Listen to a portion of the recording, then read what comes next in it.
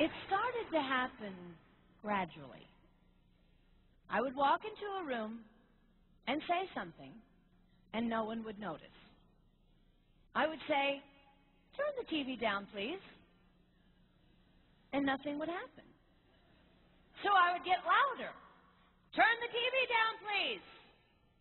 Finally, I would have to go over and turn the TV down myself. And then I started to notice it elsewhere.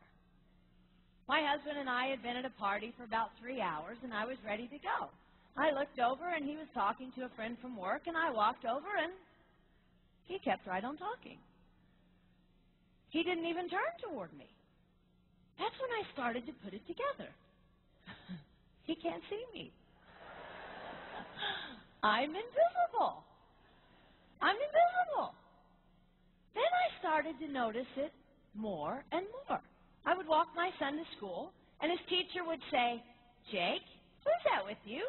And my son would say, "Nobody." Granted, he's just 5, but nobody? One night, a group of us gathered, and we were celebrating the return of a friend from England. Janice had just taken this fabulous trip, and she was going on and on about the hotel she stayed in. And I was sitting there looking around at the other women at the table.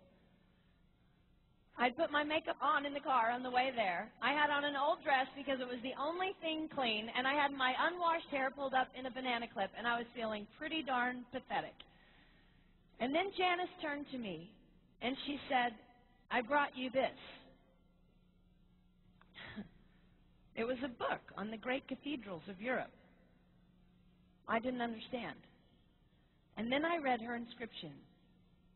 She wrote, "With admiration for the greatness of what you are building when no one sees." You can't name the names of the people who built the great cathedrals. Over and over again, looking at these mammoth works, you scan down to find the names, and it says, "Builder, unknown, unknown, unknown." They completed things not knowing that anyone would notice. There's a story about one of the builders who was carving a tiny bird inside a beam that would be covered over by a roof. And someone came up to him and said, "Why are you spending so much time on something no one will ever see?" And it's reported that the builder replied, "Because God sees." They trusted that God saw everything. They gave their whole lives for a work, a mammoth work, they would never see finished. They showed up day after day. Some of these cathedrals took over 100 years to build. That was more than one working man's lifetime.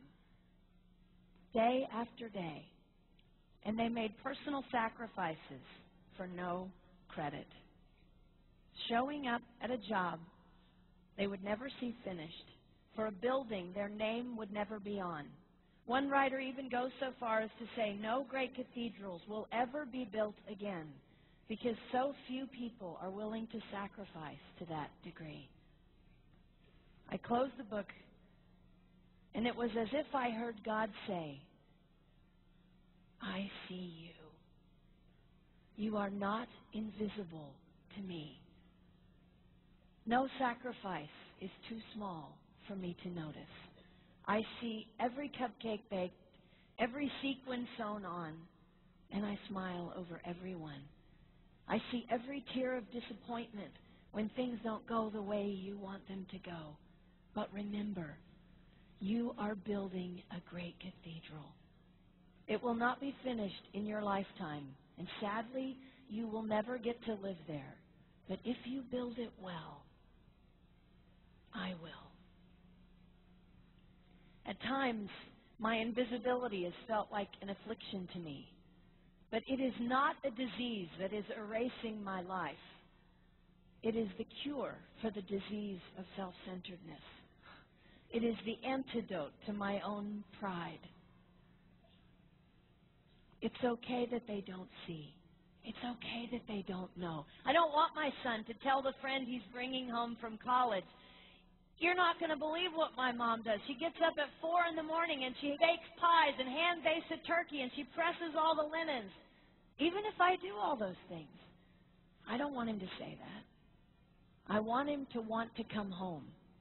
And secondly, I want him to say to his friend, you're going to love it there. It's okay that they don't see. We don't work for them. We work for him. We sacrifice for him. They will never see. Not if we do it right. Not if we do it well. Let's pray that our work will stand as a monument to an even greater God.